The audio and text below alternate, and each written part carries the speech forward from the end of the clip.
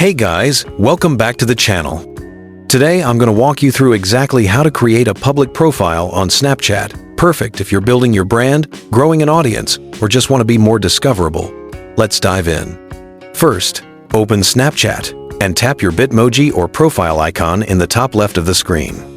Next, scroll until you find the section labeled My Public Profile. If you see it, tap it. You'll get a brief explanation of what a public profile is. It lets anyone on Snapchat follow you, see your public stories, and more.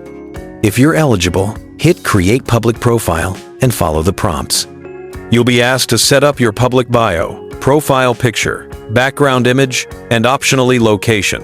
This is your public-facing presence now.